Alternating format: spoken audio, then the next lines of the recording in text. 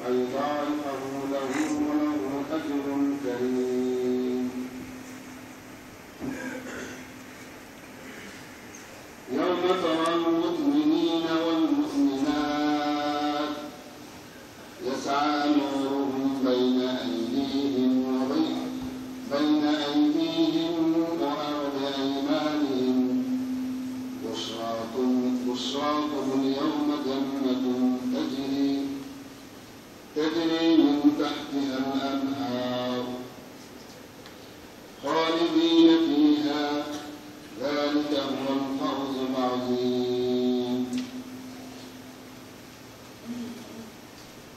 এরশাদ হচ্ছে কি ব্যাপার যে তোমরা আল্লাহর পথে খরচ করছো না, অথচ জমিন ও আসমানের উত্তরাধিকার তারই।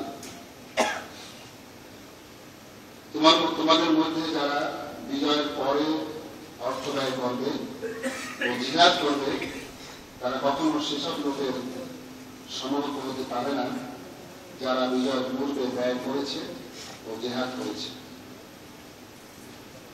বিজয়ের পরে ব্যয়কারী ও জিহাদকারীদের তুলনায় তাদের মর্যাদা অনেক বেশি।